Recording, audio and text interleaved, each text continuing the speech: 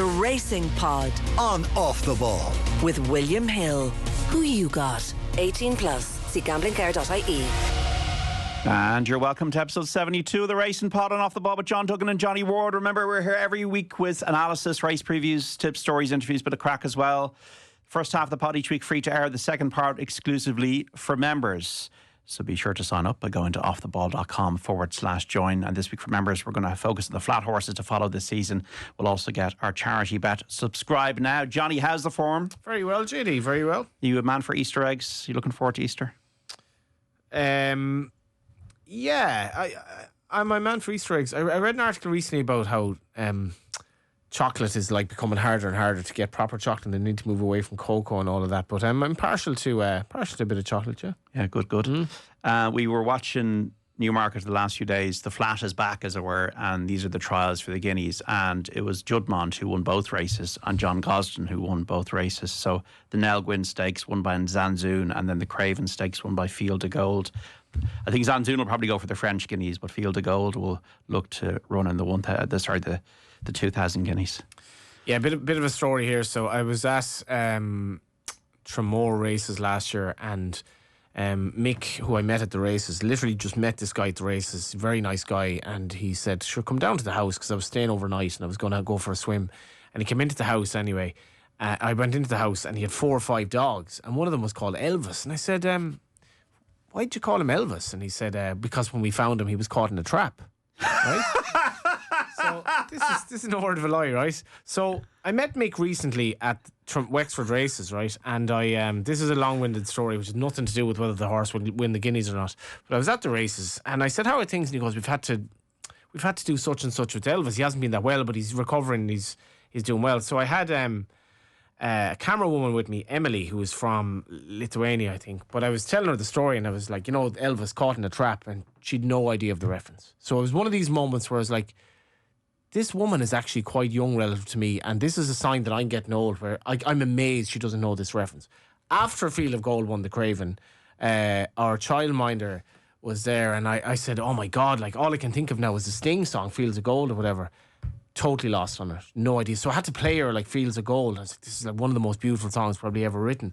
She'd no idea of the reference. She's mid-20s as well, so we're getting old, JD. We are getting old. Field of Gold was spectacular in the Craven. And if you grey horse. Grey horse by Kingman, who was second in the Guineas. To Night of Thunder, and as John Gosden said afterwards, Night of Thunder has become a very, very hot stallion prospect. Kingman is a hot stallion prospect, but a lot of his stock tend to be a little bit on the quirky side.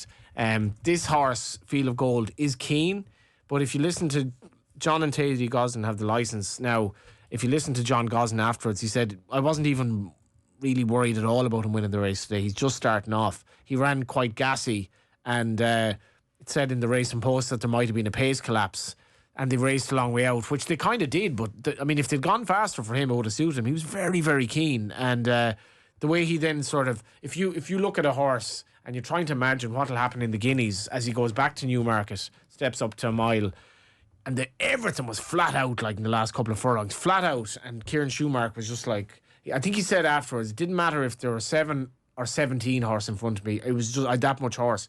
Eventually goes away and wins.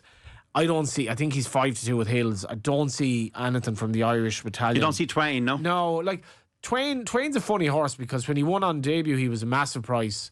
And then when he won in France, he was again a big price, which he probably wasn't entitled to be, but he doesn't seem to be that flashy at home. The key for me, though, is that both of his runs have been on soft or heavy ground.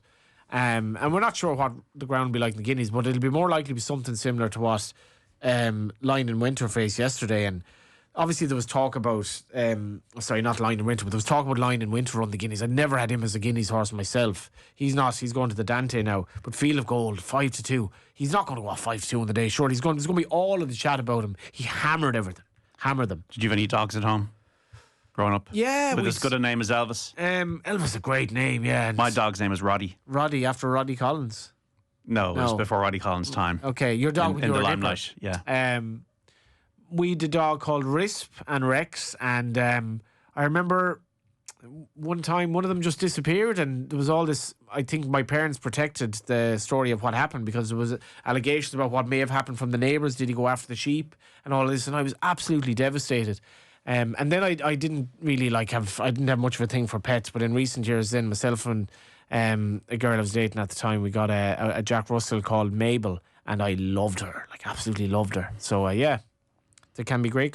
I met a guy lately on the train. He was a good age, and he was telling me that he's a dog at home, and that's his companion. And it was just lovely. His wife has passed away for a few years in Tullamore, and he was getting off the train. He'd been up to Vincent's Hospital, we both know, and he was getting off the train mid-80s, and I was sort of sitting beside him. He chatted to me, so I walked him to the door as he got off the train. He had his dog. That was his big thing, was his dog called Judy, because one day he caught the dog looking at Judge Judy, and he called the dog Judy.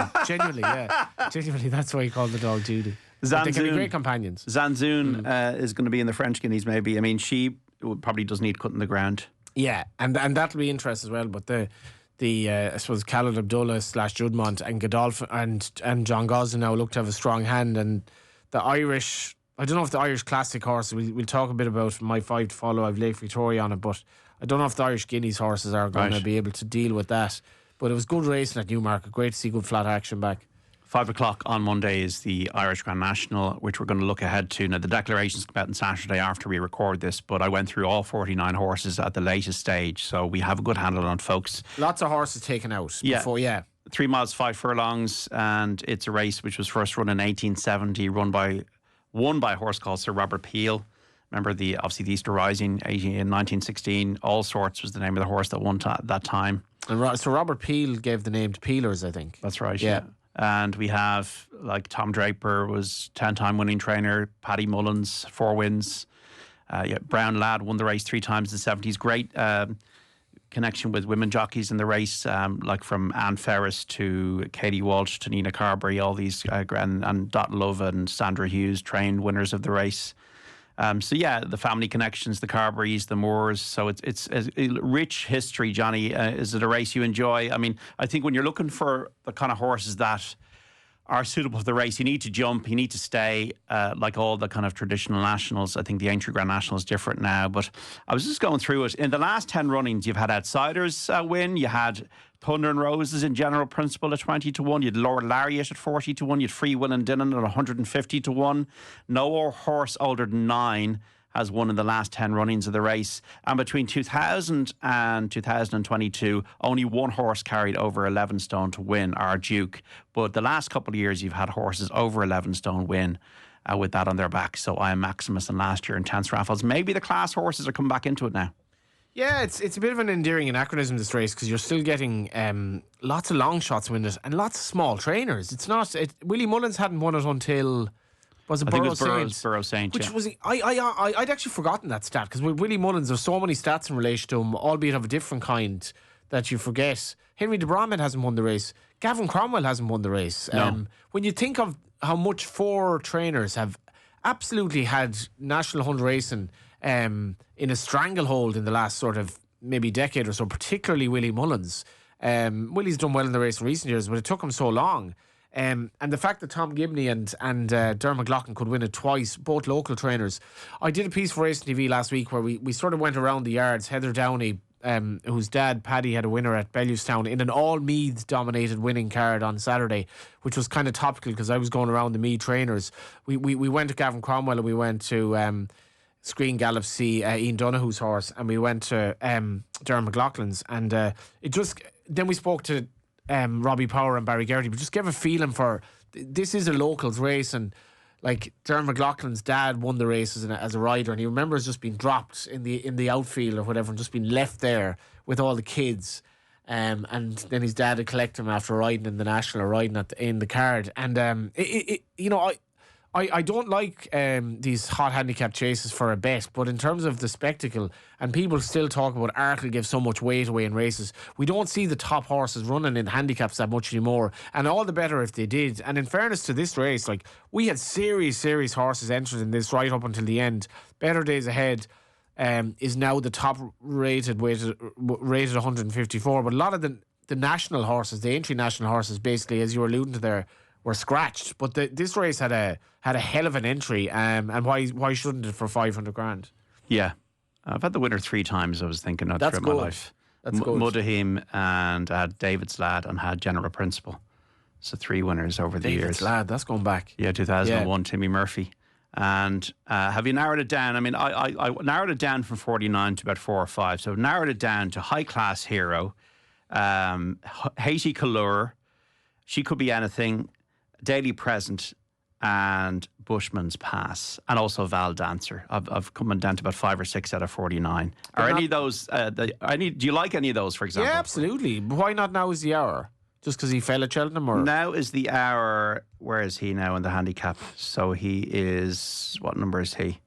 Now Is the Hour. There's so many of these. We went through 49. Number 17. So he's a course winner.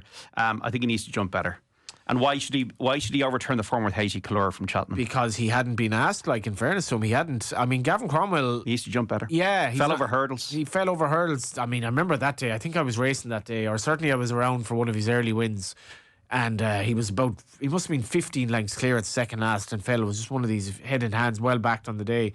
I was at Navan on his last novice chase run as in a beginners, where he was eye catching, and that brought his mark kind of up. But I felt he was travelling well at Cheltenham, and I think what will help his chance, JD, is an awful lot of rain forecast tomorrow. I was at Fairyhouse last week when they were watering it, and I was thinking, like, it was that really hot spell of weather. It was like, the logistics of watering a track like this must be enormous, and like the reservoirs that they have on the track and all that. But there's a lot of rain. There was a good bit of rain this week. There's a lot of rain forecast tomorrow, so this will make the ground nicer for him. And at the prices, he's rated literally £2 higher than at Cheltenham, and he's rated better than Haiti Colour is at Cheltenham. I'm not saying he would have won, but he's very likely to race. As you say, he's a course winner. But it's a cracking renewal. Like Haiti Colour, he's obviously going to have a big chance. He might well go off favourite. I mean, Johnny Who and Daily Present. I watched that race at Cheltenham all through thinking Johnny Who's just going to win this. The Kim Muir. But is it hard for horses to run so well at Cheltenham, or even to run at all at Cheltenham, and to go? You're talking about the way that local trainers might target this. And are fresher horses that have avoided Cheltenham better off? Yeah, you thinking this? To be fair, I think if this were actually your plan, that's preferable than, well, Cheltenham was your plan, and that was what, like a month ago. So you're now, if you train a horse to peak at Cheltenham, and Johnny Who with his colours, like, basically, I'm not sure if you were backing him all year, were you getting the horse that you were getting at Cheltenham, if you know what I mean. JP McManus probably values Cheltenham more than the Irish National, and as such, John Joe O'Neill has that challenge of getting the horse to stay competitive. He's also £6 higher for finishing second in what was a weaker race. Well, where's Daily Present then in this then? I mean, he's up £7 for a career best. I just think it's a better race, and if the race were run again, like John Joe, and they had that horse absolutely right at Cheltenham. He wasn't great at the last, and in fairness to him, the way he travelled in the race, he's more to offer. He's only a relatively young horse who has more to offer. But there's so many that have a chance. High Class Hero. I don't know what happened to him at Cheltenham last year, but other than that, he's been very, very consistent. No, only 3 regular chase starts, but he's very talented. Like, he beat Better Days Ahead over hurdles at Punchestown behind Dancing City last year in a Grade 1. Yeah. Like, he could be completely unexposed. He is inexperienced, but he could be the most talented horse in the race. Ground, no issue with him as well. No issue, and it could be a case on Monday evening where we talk about this for 10 minutes and we just say, why didn't we back Willie Mullins, because he's just winning everything at the moment. But there are reasons to think that there are others in it. Sequestered isn't hopeless either. I spoke to Paul Gilling about him. He's in great nick, and isn't necessarily badly weighted on his Irish form. Haiti Colour obviously coming over, you'd have to respect. There are others at the sort of down towards the bottom of the race, of the weights that I give mention to. Dunboyne is a fascinating horse. What has happened to Dunboyne? Because he lost his way under Gordon Elliott, and he's now gone to Ian Patrick Donoghue. Yeah. And then he won last time out. Like Dunboyne is in the Ulster National. So I was thought this horse is a doubtful stare, but he won over the trip last time. He's just been revitalised for new surroundings. I feel that's what it is. I tipped him in the Thyestes last year, and for much of the race I was very happy with how it was going. And between the last two, he stopped to a walk on desperately heavy ground and pulled up. Now, I was sort of thinking, you give him the benefit of the doubt here. Lo and behold, he rocked up at Punchestown the next day. I couldn't believe how he was 33-1. He was 33-1 after being 5-1 the Thyestes. And I think I tipped him up again. And much of the race, this is going great, pulled himself up. And then I was like, okay, fool me once, shame on you. Fool me twice. I know what you're doing here. pulled up at Fairyhouse, pulled up at Leopardstown, and apparently Ian Donoghue's brother of Keith was just saying to the owner, just give me the horse, I'll freshen him up and it's worth a shot. So he brought him out hunting, didn't do much with him at home, just kept him sweet. 66-1 at Navan. He obviously didn't back him in a 15-runner handicap off a lower mark. Wins, and then turned up in the Ulster National, and in the run-in it was him and Final Orders ridden by Keith Donoghue, who looks like he's going to win. Dunboyne apparently didn't handle the downhill that very well for James Smith, and was headed after him, basically Ian said with the circuit to go, his ears are pricked, this horse is going to win. But later on in that circuit, he was headed, and I was kind of wondering, what's he going to do here? He can't very well pull himself up, because it's like Downpatrick doesn't really allow you to do that. He rallied, and he won half readily by a half length. This would be a great story. Dunboyne, like, it invokes County Meath, the Boyne River, the old majestic Meath, the fortress of Meath, and Meath Connections, a young Meath trainer. He's not hopeless. He's not hopeless on the form he's in, and Final Orders might run as well. And just below them is Kinturk Calanisi for... Yeah, he needs to jump better. He needs to jump better. Obviously unseated at Naas, but he's a novice. And novices are the horses you probably want to be looking at in a race like this. The one I like is Bushman's Pass. He was a good winner of the Leinster National, wearing cheek pieces. He's won on deep ground at Limerick. Sustain should be his game. The ground I don't think is an issue. He's also one of the course. He's very interesting off 10 stone 5 for me, for Oliver McKiernan, if he can take to the challenge of the Irish National. Bushman's Pass.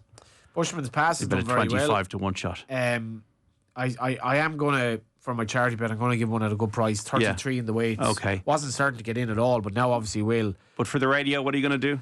For the radio, I think Gavin Cromwell has a really strong hand in this race. I interviewed him last week, and it's just interesting how he's so motivated by progress. A lot of trainers, I think they, you can laud the trainers that are from the older generation, and the feel of the horsemanship or horsewomanship of knowing a horse and feeling all that. Gavin Cromwell is just progress. He reminds me a little bit of Aidan O'Brien in the sense that he's just driven by more winners. And I think he might have the winner.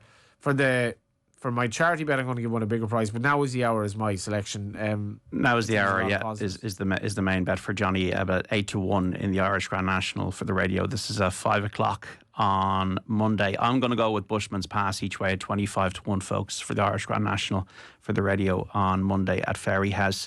This is the Racing Pod and Off the Ball. If you're listening to the free version of the podcast, we're leaving you here. But if you're looking for more, including our look at Saturday's action at Fairyhouse in Cork, some horses to follow from Johnny for the flat season, which you can't miss, and also our charity bet, go to offtheball.com/join to subscribe and get the full podcast with all of our racing tips, insights and stories from the week's action.